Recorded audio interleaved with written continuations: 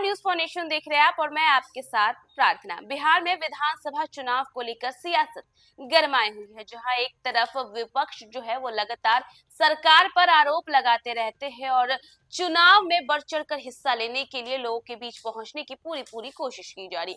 तो इसी बीच बिहार विधानसभा चुनाव को लेकर चुनाव आयोग ने बड़ा निर्देश दिया है और गाइडलाइन जारी की है बिहार विधानसभा चुनाव को लेकर।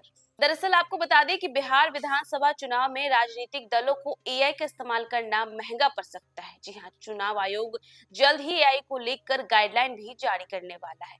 देश भर में चुनाव प्रचार के दौरान आर्टिफिशियल इंटेलिजेंस यानी एआई के बढ़ते इस्तेमाल को देखते हुए चुनाव आयोग अब इसके दुरुपयोग पर लगाम कसने की तैयारी में है। आयोग जल्द ही एआई के प्रयोग पर व्यापक दिशा निर्देश जारी करेगा, जिसकी झलक इस साल प्रस्तावित बिहार विधानसभा चुनाव में देखने को मिल सकती है।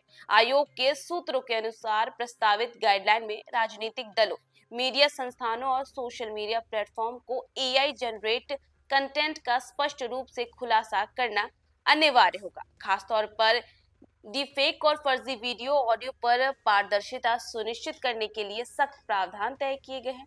दरअसल गाइडलाइन का मकसद यह सुनिश्चित करना है कि एआई का इस्तेमाल चुनावी संवाद को बेहतर बनाने के लिए हो, लेकिन इसका उपयोग मतदाताओं को गुमराह करने के लिए या उनकी पसंद को प्रभावित करने के लिए ना किया जाए।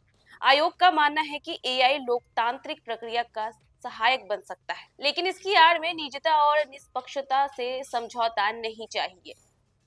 दरअसल डीफेक की अनुमति तभी होगी जब उसमें यह स्पष्ट रूप से दर्शाया गया हो कि वह एआई द्वारा जनरेट किया गया है। विरोधियों पर कटाक्ष या मजाक उड़ाने वाले भ्रामक वीडियो पर सख्त पाबंदी लगाई जा सकती है। वहीं चुनाव रैलियों में शामिल लोगों के हाव भाव और प्रतिक्रिया का विश्लेषण कर प्रचार रणनीति बनाने की अनुमति होगी, लेकिन विरोधी दल की रैली में मौजूद लोगों की पहचान कर उन्हें निशाना बनाने पर रोक लगाई जाएगी। देखिए, अक्सर जो होता है, अलग तरीके के वीडियोस जो है वो जारी कर दिए जाते हैं रैली वगैरह को लेकर, जिस पर भी अब रोक लगाई जाएगी। वही नई गाइडलाइन के तहत चुनाव प्रचार में डेटा एनालिटिक्स और व्यक्तिगत डेटा के इस्तेमाल के भी मानक तय किए जाएंगे। चुनावी ऐप और डिजिटल कैंपस टूल्स में डेटा की पारदर्शिता और गोपनीयता सुनिश्चित करने पर जोर दिया जाएगा। वहीं फ्यूचर शिफ्ट लैब की एक वैश्विक रिपोर्ट के अनुसार 2024 के लोकसभा चुनाव में भारत में एआई का उपयोग विश्व में सबसे ज्यादा 80% हुआ। रिपोर्ट में बताया गया कि देश में 5 करोड़ से ज्यादा रोबोकॉल्स एआई आधारित डीफेक तकनीक के जरिए की गई है। उम्मीदवारों की आवाजों से तैयार की गई थी और 22 भाषाओं में प्रचार सामग्री का निर्णय किया गया था।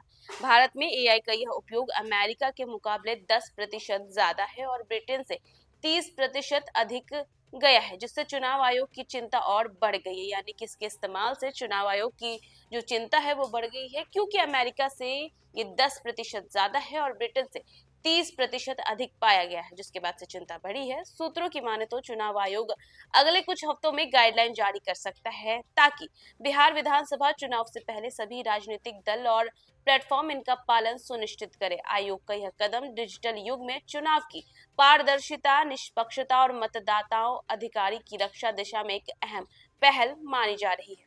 तो देखा आपने कि चुनाव आयोग जल्द ही इसके तहत जो है गाइडलाइन जारी करेगा और अब एआई का इस्तेमाल कहीं ना कहीं राजनीतिक दलों को भारी पड़ सकता है। बिहार विधानसभा चुनाव को लेकर की जो है गाइडलाइन भी जारी की जाएगी।